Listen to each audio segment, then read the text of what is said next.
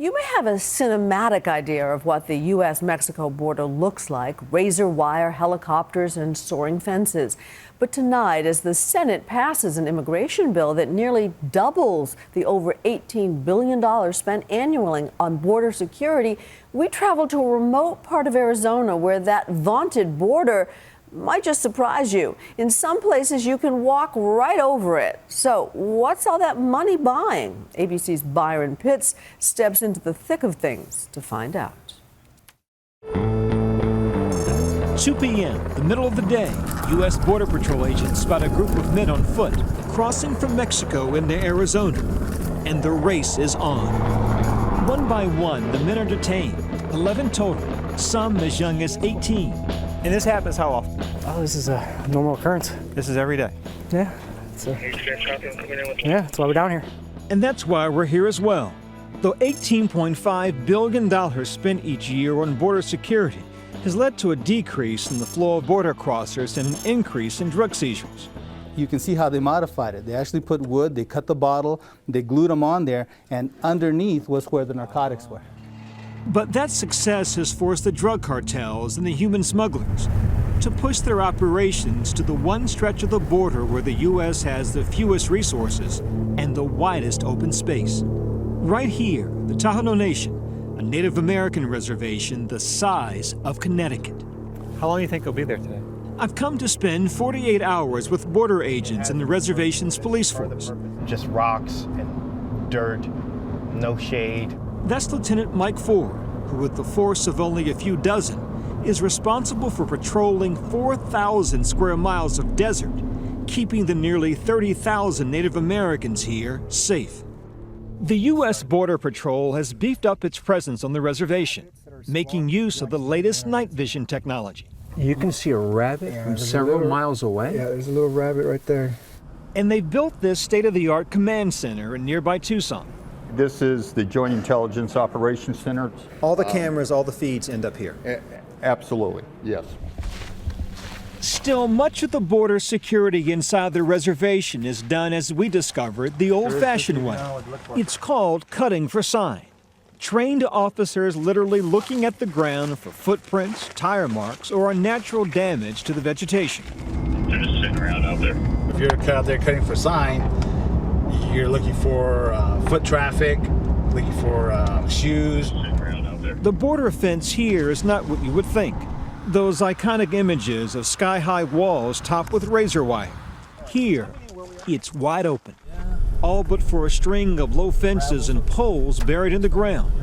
A deterrent to vehicles crossing here, not people. Right now we're in the international border. So Mexico's over there, 2 feet. Con el partido político.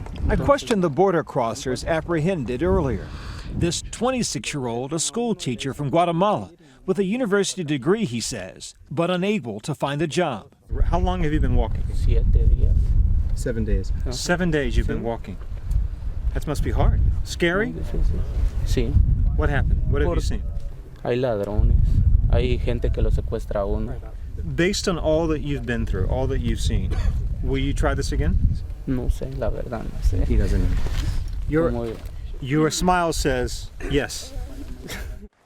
We noticed all of them were carrying the same camouflage backpacks, wearing the same camouflage shirts. A fashion statement, it's not. These shoes, when they are tracking them, right, a boot like mine would leave a footprint. These shoes, these carpet sole shoes they wear, no footprint. So they're hoping they can wear these to conceal their movements as they try and cross the border. But these people caught and facing detention may be the lucky ones.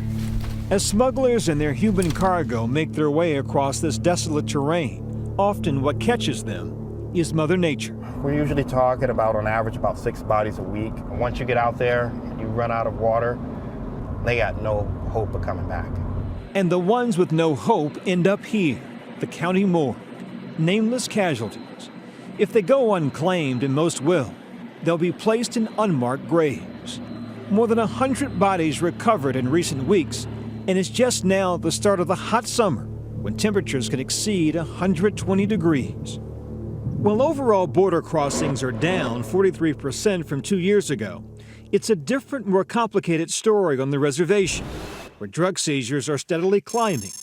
Nearly 500,000 pounds of marijuana seized last year, a number that's nearly doubled since 2010. It's not about whether it's people or drugs, it's about the money. The money. Soon dusk falls on the reservation. Lieutenant Ford and his men suit up in SWAT gear for another long night of patrol. They've invited me to ride along. Under the cover of darkness and the cool desert air, drug and human trafficking picks up. 1346. Well, I think you're chasing large amounts of narcotics is pretty dangerous, especially out in the middle of nowhere. The first traffic stop. They detain a woman who can't explain why she's on a federally protected Native American reservation, nor where she's going, who exactly she's come to see. I came looking for a friend. Detective Elk Dreamer isn't buying it. I think she was probably down here to pick up. She's making up that story. They let her go with a warning. Don't come back into the red. 118, yeah. But it's not just smugglers who are getting stopped. There are more incidents like this one. This time, police stop a native resident, Art Wilson, for driving under the speed limit. But for Wilson, who has done nothing wrong, it feels like harassment. This is home. It's like somebody coming to your house and there's no sense of freedom. You know, and feeling invaded on your own homeland. Police find nothing and let him go. Many of the Native Americans we spoke with say their relationship with Border Patrol is complicated at best. Are they welcome in the nation? I'll say yes, and I'll say no. We're bringing in people who don't understand our culture, don't understand our people, don't understand our way of life. So therefore, there's resentment. Verlin Jose is a tribal leader. His family's lived on this reservation for generations. We traveled hours off the main road to reach Verlin and members of his tribe. We met at what's called the Sacred Gate, the one place Native Americans can walk across the border where their land stretches into Mexico.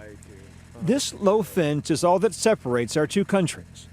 A lone border agent and a light pole powered by a generator. Drugs come through here, migrants come through here. And with it, a myriad of problems. Homes are getting broken into, vehicles are being stolen. They seem to be getting more aggressive. Aggressive. The cartel is becoming more aggressive, bringing their product through your community. The Border Patrol is becoming more aggressive to stop it. Yeah. And caught in the middle. We're caught in the middle of it. It sounds like your beloved nation is either the doorway or the doormat to the promised land for the drug trafficking and the human trafficking. Unfortunately, that is correct. Verlin's cousin, Francine Jose, lives in a remote part of the reservation. The police response time to her home, authorities tell us, can be 45 minutes.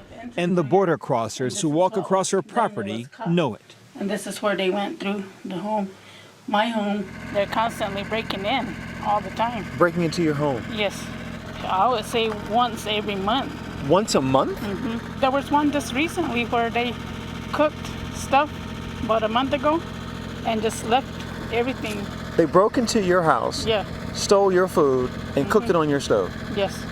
The tangible proof of the escalation of the traffic across the border in this part of Arizona, I find inside this room at police headquarters. Okay, what we have here is our processing area where we process our drug seizures.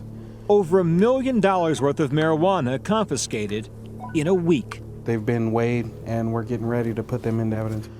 And there's more that's about to be added to the pile, because on this night, just down the hall, a group of suspected drug smugglers were just captured, being held in these cells and then interrogated. 6 of them with loads of marijuana, their clothes and carpet shoes on the floor.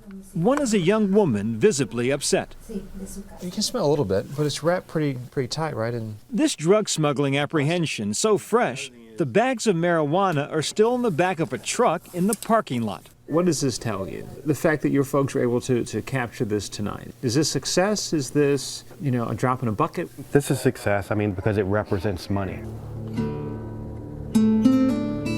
That's not how many of the Native Americans we talk to see it. Their way of life has been compromised. In the battle for the border, America may be winning, but it's a battle she cannot end, at least not yet, and not here. How do we better work this relationship? We are on the same team, and we are failing at protecting America. When they say that the borders are secure along the U.S.-Mexican border, that is not true. they are not secure. If you come to Tohono O'odham, they are not secure. For Nightline, Byron Pitts, Sells, Arizona.